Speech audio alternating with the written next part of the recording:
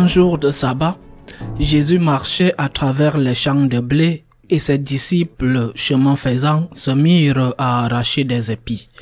Les pharisiens lui disaient « Regarde ce qu'ils font le jour du sabbat, cela n'est pas permis. » Et Jésus leur dit « N'avez-vous jamais lu ce que fit David lorsqu'il fut dans le besoin et qu'il eut faim, lui-même et ceux qui l'accompagnaient? Au temps du grand prêtre Abiatar, il entra dans la maison de Dieu et mangea les pains de l'offrande que nul n'a le droit de manger, sinon les prêtres, et il en donna aussi à ceux qui l'accompagnaient. Il leur disait encore, « Le sabbat a été fait pour l'homme, et non pas l'homme pour le sabbat. Voilà pourquoi le Fils de l'homme est maître même du sabbat. » Acclamons la parole de Dieu. Aujourd'hui et dans les jours à venir, nous allons méditer sur cette question qui était si importante pour Jésus et qui était très importante à l'époque de Jésus, la question du respect de la loi du sabbat.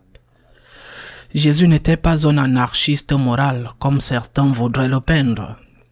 À de nombreuses reprises, il a parlé du respect de la loi, en particulier du respect de la loi de Moïse.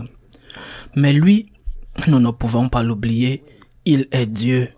Il est au-dessus des préceptes, au-dessus de tous les préceptes que les hommes avaient imposés, ou de la manière d'interpréter ces préceptes, notamment celui du respect de la loi du repos des sabbats. C'est pourquoi ce passage de l'Évangile se termine en disant que le Fils de l'homme est maître même du sabbat. Il est le législateur suprême. Il le fera pour des corrections dans ses normes, dans d'autres choses beaucoup plus importantes, par exemple, au sujet du divorce, quand il dit qu'il est vrai que Moïse vous a permis de divorcer, mais à cause de votre entêtement, il l'a fait. Mais moi, je vous dis. Cette phrase, même moi, je vous dis, signifie qu'il est au-dessus de ces normes, parce qu'il est le législateur suprême.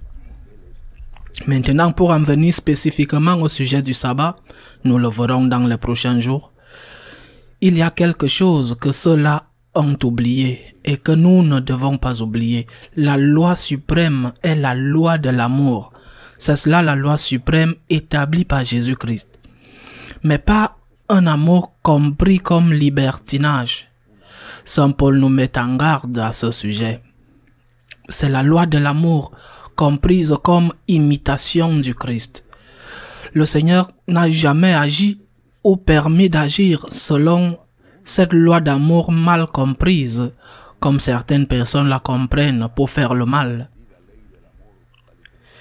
Il n'a jamais dit qu'au nom de l'amour, il faut tromper son mari, tromper sa femme, voler, tuer, mentir. Il n'a jamais dit cela.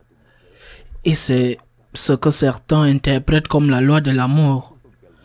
Pourquoi l'appellent-ils amour alors qu'ils veulent en réalité dire autre chose? La loi de l'amour à imitation du Christ signifie que tu dois mettre Dieu en premier et l'intérêt de ton prochain avant le tien. C'est la loi de l'amour. La loi de l'amour s'exprime et se manifeste de manière parfaite dans la mort du Christ sur la croix. C'est cela la loi de l'amour. Il n'y a pas de plus grand amour que celui qui donne sa vie pour ses amis.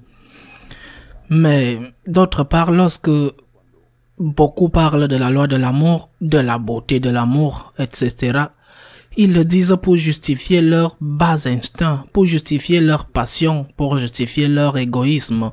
Au nom de l'amour, tel qu'ils le conçoivent, ils brisent des mariages ou même tuent. C'est comme cela qu'on appelle l'euthanasie, une mort par compassion, une mort par amour. Écoute, l'euthanasie consiste à tuer une personne qui ne peut pas se défendre, à tuer une personne innocente. Tout comme l'avortement consiste à tuer une personne innocente. Nous ne sommes jamais exempts d'amour. Il n'y a pas de loi qui dit que nous ne pouvons pas aimer parce que c'est tel ou tel jour de la semaine. Jamais.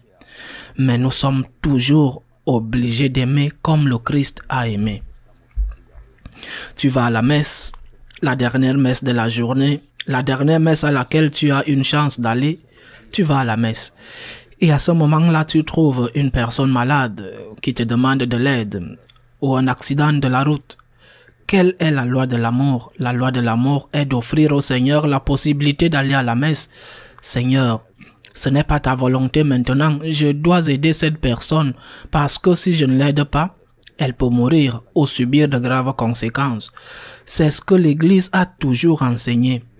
Mais certains disent au nom de la loi de l'amour, je fais ce que je veux et je ne vais jamais à la messe ou je n'y vais que quand j'en ai envie. Ils ont transformé la loi de l'amour de Jésus-Christ en une excuse pour leur confort ou leur péché. Demandons au Seigneur de nous aider à ne pas nous tromper nous-mêmes. Nous pouvons et nous devons toujours aimer comme le Christ a aimé. Qu'il en soit ainsi.